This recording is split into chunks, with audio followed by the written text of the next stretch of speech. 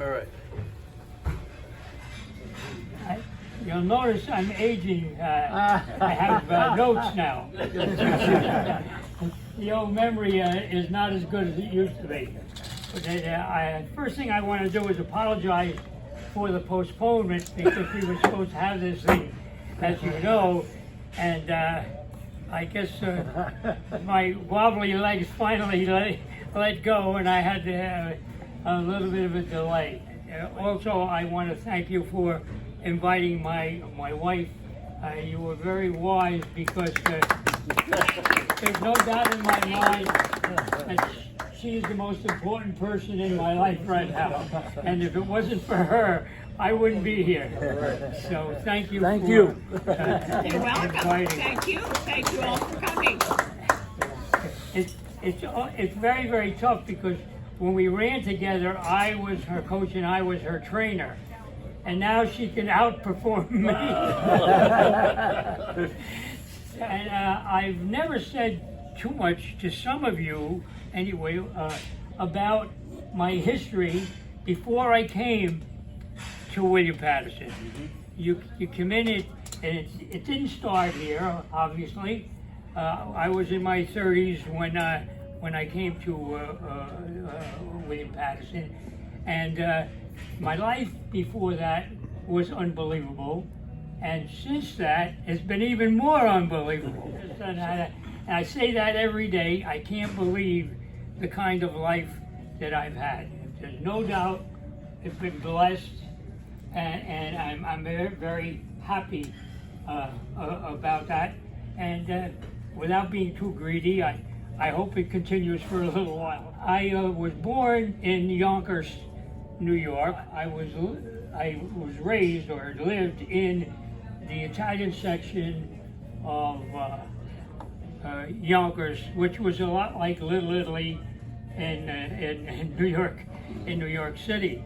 And I mention that with a great deal of pride because it was a very, very tight community. Everybody was family. And, nobody locked the doors at night. Everybody cared about everybody else. If somebody went to the hospital, somebody was always baking or cooking for them because they wanted to make sure that the kids had something to eat. So that was the kind of environment. And it had an effect on me, on that service effect, that you don't always think about yourself. It's very, very important to think about others. And it sort of reminds me of the scripture saying, love thy neighbor, and it came at a time when it was lived. People just did that, not because they were following the Bible, but because that's what you were supposed to do. Supposed to take care of one another. Went to the public schools, and went to high school, was not an athlete, not a good athlete. I played a lot of sports, but we played sandlot, and we played in the streets, and we played a lot of stickball, punchball, and I was always the smallest kid in the group. And I can remember you remember these two sides, the big guys used to pick the sides, and the little guys used to wait around wishing they're going to be picked, and if there was an uneven number, you were just sent all around. And I remember getting to the point where the big guys would say, take the little kid, he's fast. Take the little kid, he's got good hands. And so this being fast and having good hands gave me a chance to play with the big boys. And that sort of paid off in the long run. But when I got to high school, I was about 115 pounds and didn't go out for sports until my senior year. I think I was 118 then. I went out for football, and I made the squad. I don't know whether it was the second team or the third team or the fourth, but it didn't make any difference. I had made the team. I got a uniform, and I showed up for all of the games. And I never got into any of the games. But I did meet the high school coach, and that was very significant because he later was going to become a very significant person in in my life. I left high school, and my father wanted me to go to college. It was during the Depression. We didn't have any money, and I knew that. And I said to my father, why don't you let me get a job, and after a year or two, I'll go to college. And he said, if you don't go to college now, you'll never go. So I want you to go to college. So and he said, what do you want to be, a doctor or a lawyer? And I didn't think I was smart enough to be a doctor, so I said, I'll become a lawyer. And he said, fine. He said, go to Fordham. He had known some lawyers from our area who had gone to Fordham. He said, go to Fordham, it's a good school. So I went down to Fordham, registered at Fordham. The tuition was $300 a year. Okay? I think it's $30,000 now. Well, I think it's more than that. It's a lot more than that. Anyway, so, and we paid our tuition, it was 30, there were 30 weeks in the school year, and we paid, that was 15 weeks each semester, and we paid $10 every morning. And it was a lineup of all the guys lining up paying their $10. And if you didn't have the $10, they would say, hey, you better be careful now because $20 is a lot of money, so you've got to stay up with your $10. So I spent between my second and third year, World War II came along, and I joined the ROTC, and the ROTC took over Fordham University, which a lot of people don't know about, and the Army was actually running a training session for science majors and engineers. There, at that time for the ROTC, you were supposed to get an automatic commission if you put in your 4 years. But they said because of the war, they would not give us a direct commission, but they would allow us to go to officer candidate school. So there were 86 of us who were sent to different, to North Carolina, to the Camp Davis, North Carolina, and the officer candidate school. And they said they used to call it 90-day wonders, but it was actually more than 90 days.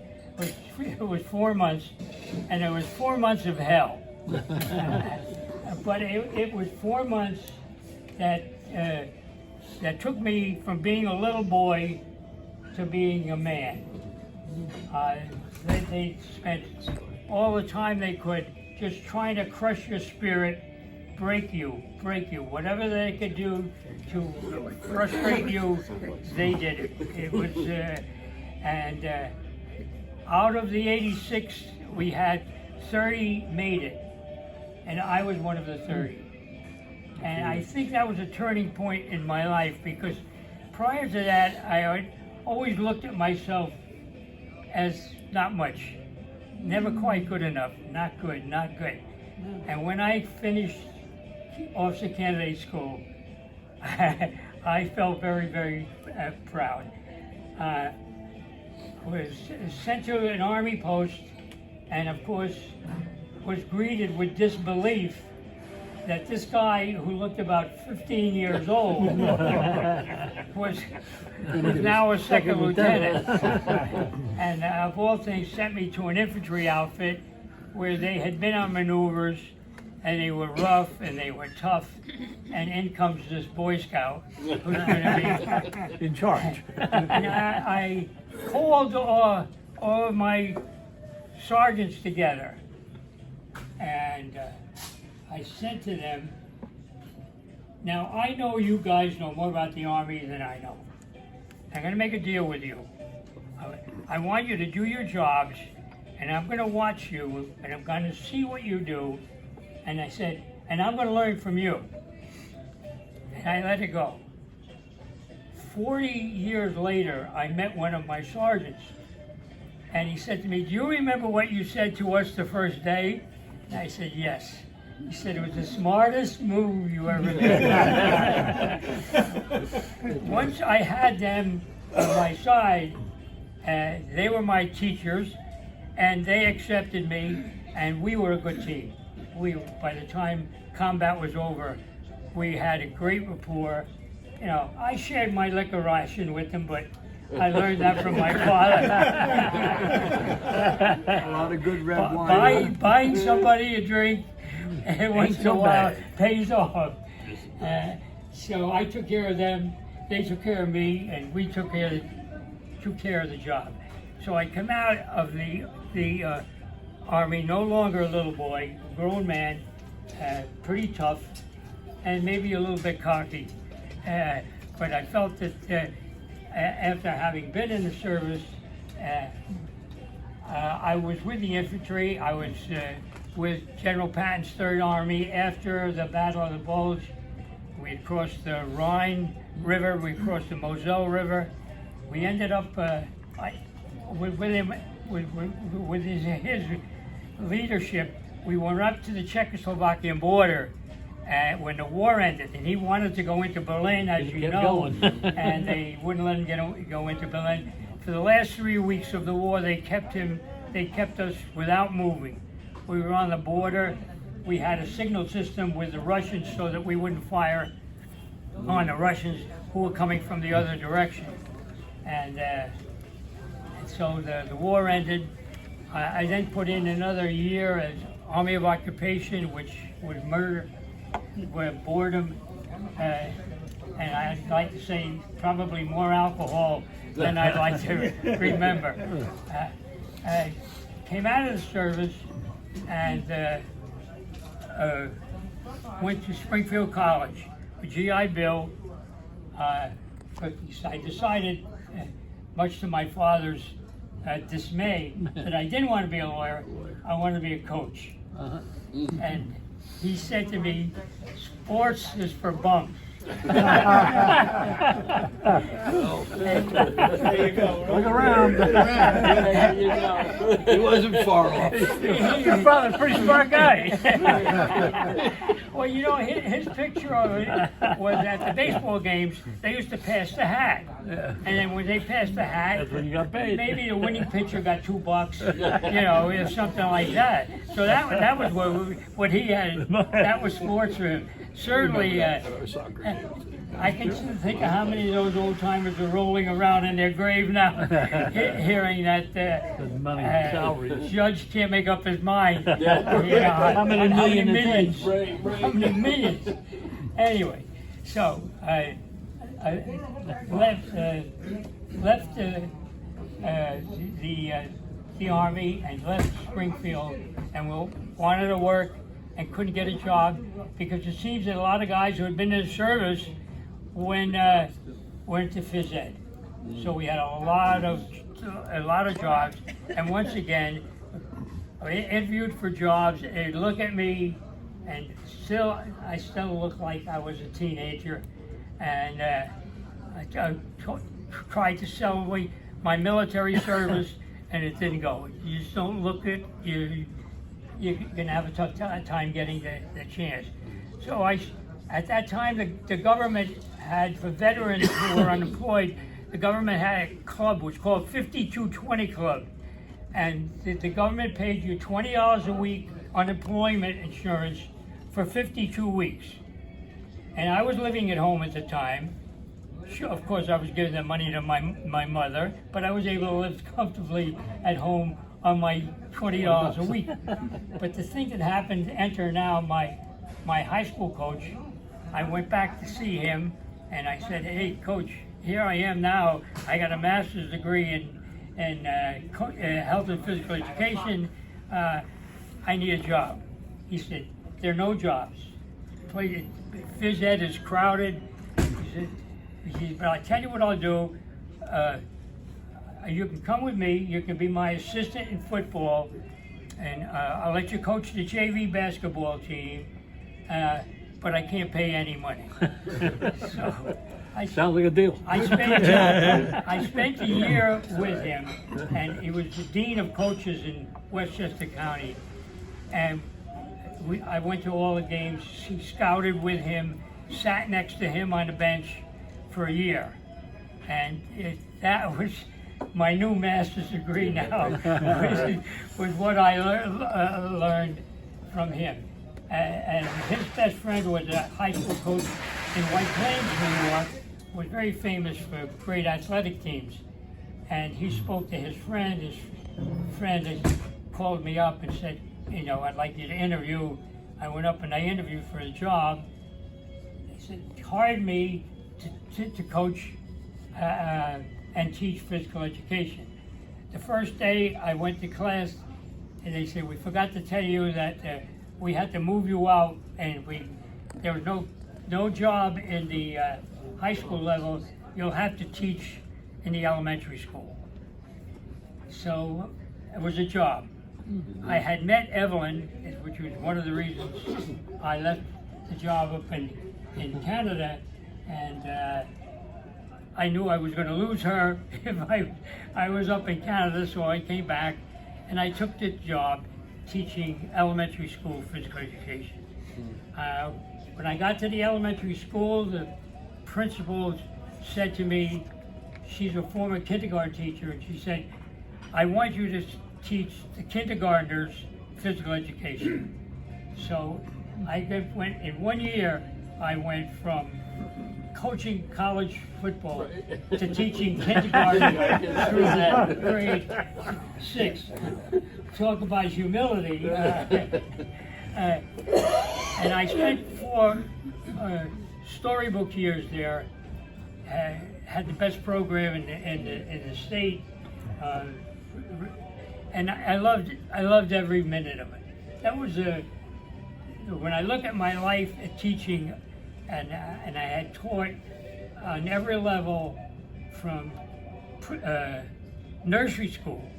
I was a director of a nursery camp, summer camp, for 3 to 5 year olds. So I worked from 3 to 5 year olds up to the college level at the time that I came here. So then, of course, I went down.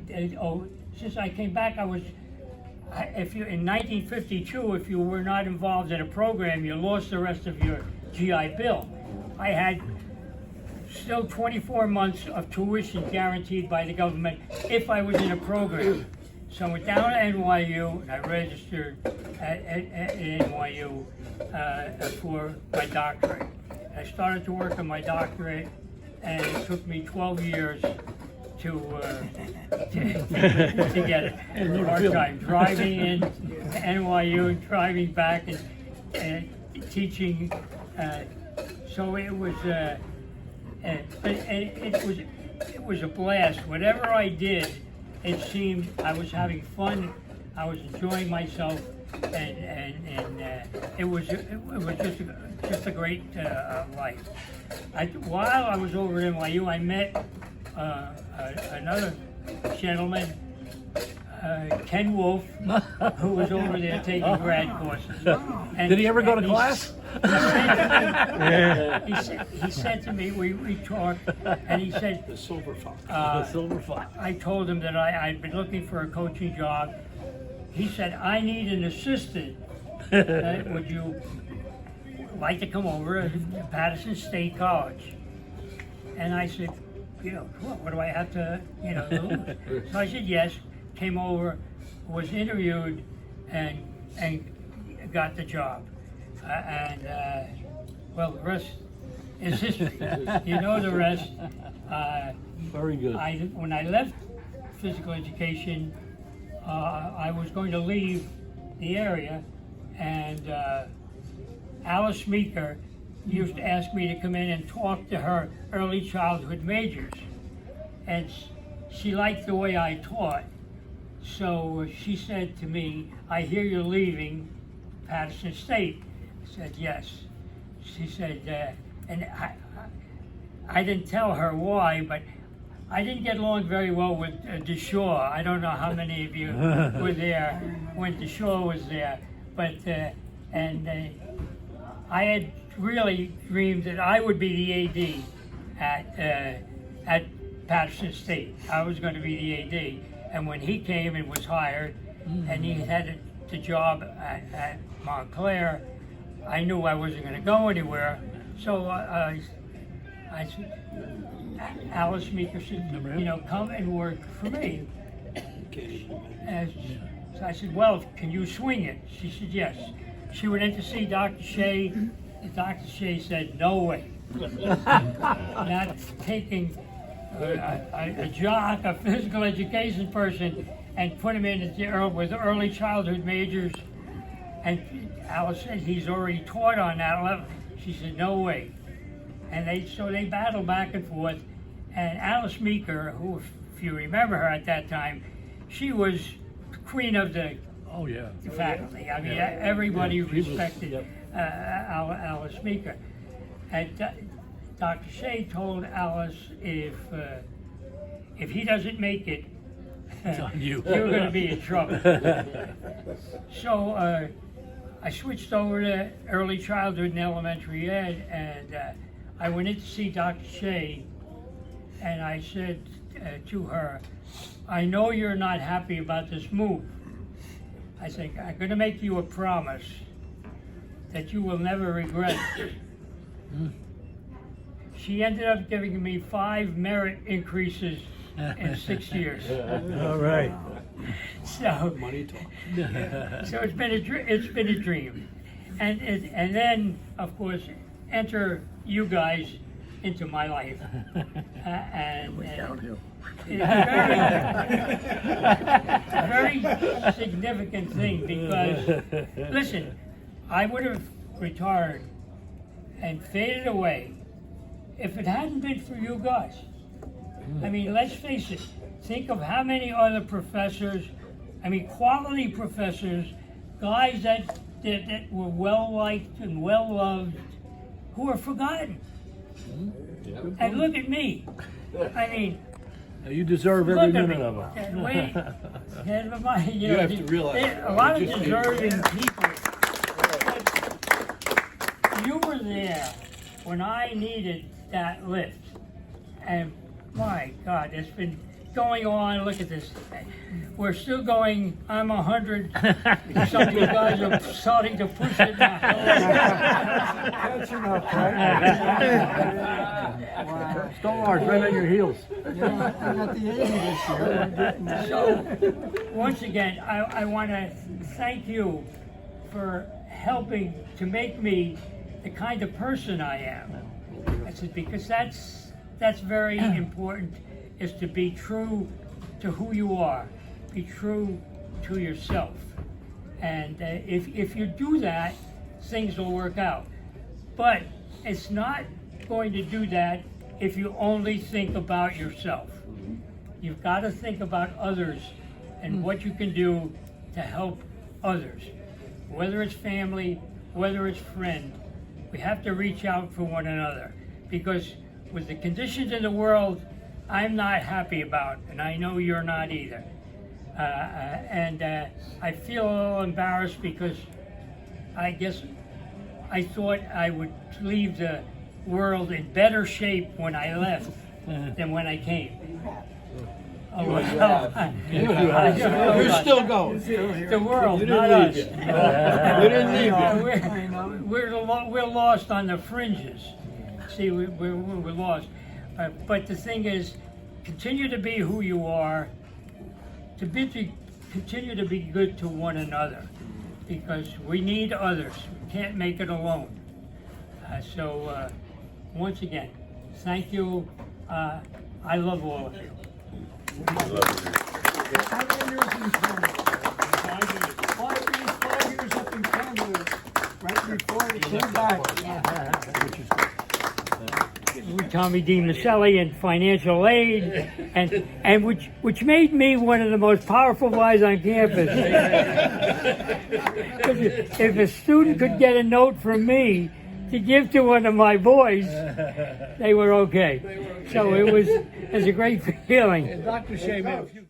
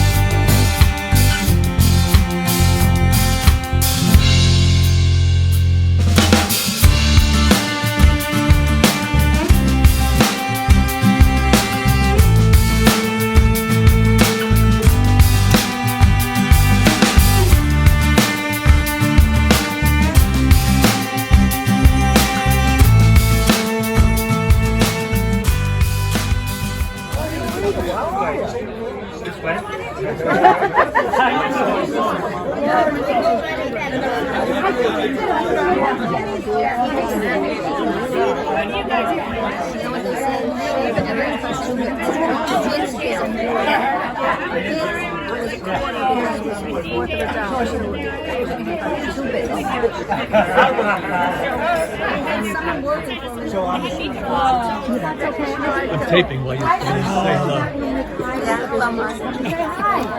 Nancy's husband. I'm so glad.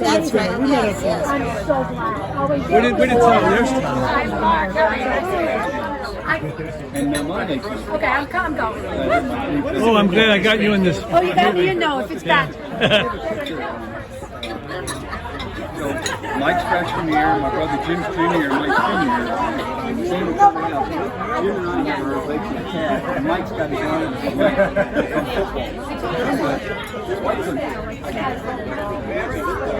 Hi, how are you? I have to be married to you.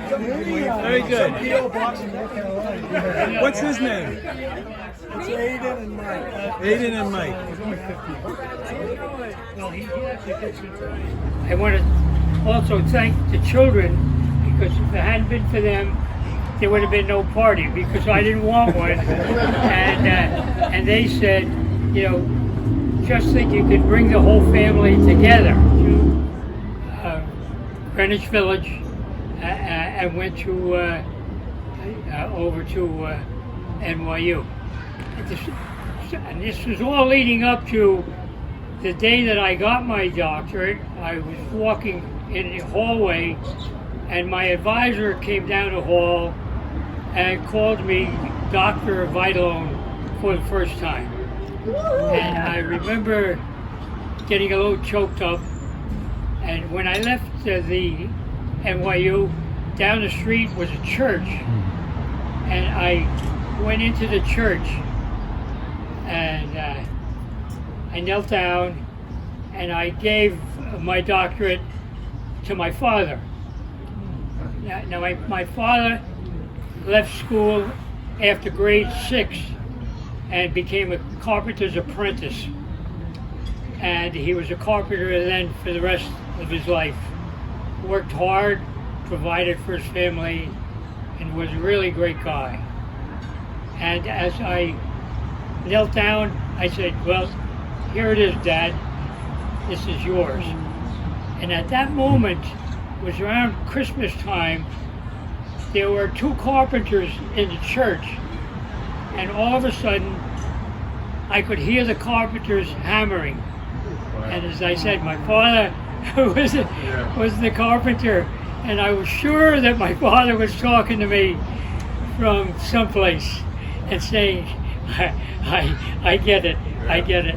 So it was a very unusual feeling, but one that I wanted to share with you, because we just never know how as things are going. I have to talk about 2 things. I have to talk about teaching. I loved teaching. I loved every day of it. I loved my students. And I'm happy to say that most of them loved me. And it was this reciprocal kind of love that exceeded book knowledge. It was not what was in the book that mattered, really. What matters is the way that you treat people. And I think that's one of the things that I had happen to me, is that I like people. And the second part is people like me. And it's a two-way street. I can feel it when I talk to them. Each of you, it's not just words between us. Those words are covered with sincere feelings. Because after all, we are as individuals what other people make us. It's not just what we make ourselves. And I believe that every time you meet a person that person becomes a part of you, whether you like it or whether you're not. So you are responsible in part for the kind of person that I am. It's not a one-way street. You have given to me what I needed to be who I am. So thank you. I didn't want to talk about the Army because it's not a happy thought, but I was in the service, and the reason I had to mention the Army was because I was a little boy before I went into the Army, and when I came out of the Army, I was a man. And I don't know whether you can imagine what I looked like when I was 18, 19, 20 years old. But when I joined my outfit, my infantry outfit, the first sergeant said, "Good God, now they're taking them from the Boy Scouts." and I knew that there's a problem of looking young, of being young, and I knew I was dealing with men who knew more than I knew. So I called all of my sergeants together, and I said to them, "I know you guys know more about the Army than I know. Now I'm going to make a deal with you. I want you to go and do all of your jobs, and I'm going to watch you, and I'm going to learn from you. And when I'm ready to take over, you will know it, and I will know it." 45 years later, I met one of my sergeants, and he said to me, "Do you remember what you said the first day you met us?" I said, "Yes," and I repeated it. And he said, "It was the smartest move you ever made." The point is, it takes more than a gold bar or gold bars on your shoulder to make you a leader. You lead people because they want to follow you. So you have to be the kind of person that not demands their respect, but commands their respect. And so the Army, as I said, made a man of me. I can't talk about World War II because nobody remembers it anyway. We have a new war every month, so I'm not going to go into that. But in conclusion, I just wanted to say I'm overwhelmed. The last couple of days, last night I went to church, and they made the announcement at church. And all of my fellow parishioners from over the years greeted me, and it was an unbelievable evening. Here we are, 12 hours later, with all of my friends, and I can't tell you what a great feeling it is. So thank you all for coming. Just in conclusion, people, I always, what do you advise of this? What do you advise of that? I just want to say, be nice to one another. Treat one another well. Make many friends. Pray every day. Thank you.